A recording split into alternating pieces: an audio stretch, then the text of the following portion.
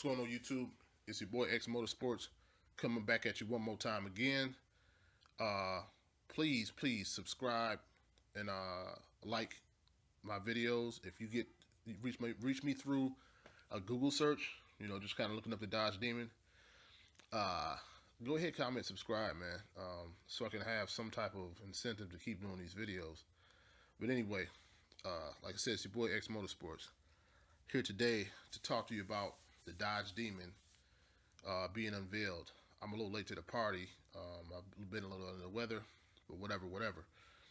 So, the way I look at it, everybody's already covered, the horsepower numbers and all that stuff. What I want to talk about is the Demon possibly being the ultimate sleeper. You think about it. If you take off the SRT logo in the back and the two Demon logos, on each side, there's no other indicators indicating that car, is the type of car it is.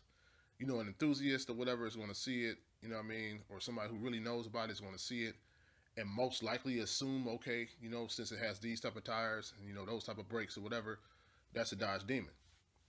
But if you look at some of the other challengers that are out there, these guys that are just throwing stuff on there to try to make their cars look most aggressive as possible, doing Liberty Walk, fenders and stuff like that, that car could possibly look like one of those cars. Imagine running up against a guy like that, man, like who has taken off all the badging to that car, man, at the stoplight. And you look at him like, man, this dude got a freaking base model Challenger, or he has an SXT, man. I'm about to blow his doors off. And, he hits the sport button, and the exhaust flaps open up. My man punches that boy and it, does a sub wheelie and blows past you, like you was standing still. That's crazy, man. That's crazy. But that's just my two little cents on it. I don't really want to, go too in depth about the Demon, and the reason being is because there's still, even though we know the horsepower numbers, and things like that, and we know a lot about the cooling system, which is, I think, is genius to me. The fact that you can take the cooling system and cross it over from, cooling the inside of the car, to cooling to cooling the intercooler, so you get more, more dense air in the car, and be able to, squeeze out some more horsepower. Now, speaking of horsepower, 840 is official now. What we're not sure of is whether or not that 840 is with pump gas or 100 octane. They really didn't, go real deep into the small details of the Demon yet. They gave just, kind of a blanket, overlook of, okay, this is what the car can do. These are the horsepower numbers. And the one thing they did put out there that I know a lot of people, I won't be buying this car. I won't be buying it.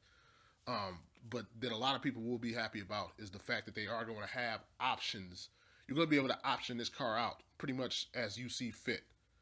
As, a possible, weekend boulevard, cruiser, or a straight just drag strip, one seat, with a 6-point harness,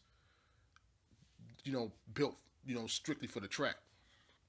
Which is, I'm not exactly sure how much you normally put into a car to have it perform at the level the Demon is performing at. If you just start with for instance, say if you start with a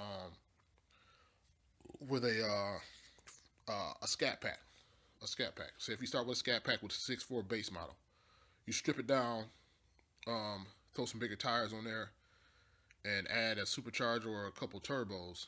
I don't know how much money you would be in the car, how much money you would have to put into the car to reach the numbers that the Demon would reach. And on top of that, by the time you do all that stuff, you voided your warranty.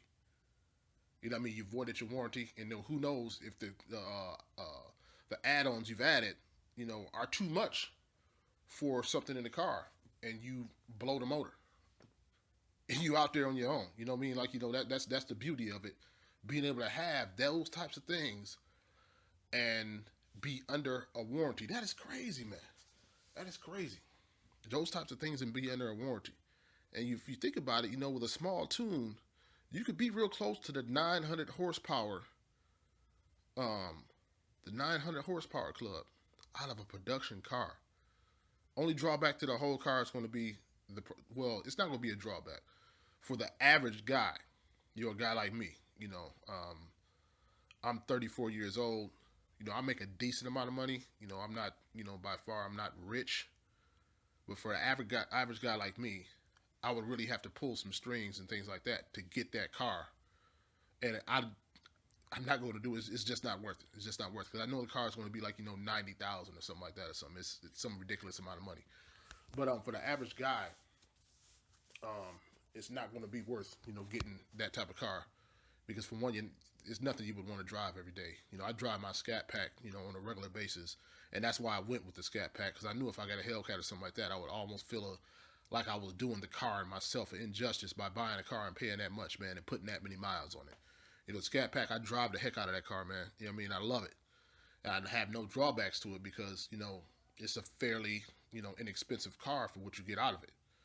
So, like I said at the beginning of the video, if you like what you hear, just do me a favor, go ahead and subscribe. I will be uploading a lot more videos about my car. The weather is finally starting to break up north, and I can actually, you know, bring it out, you know, on a regular basis. We just haven't had enough sunny days to really do that yet, so I haven't really uploaded anything about it yet as of now. But like I said, go ahead, comment, subscribe. Yeah, that's all I got for it, man. I'll talk a little more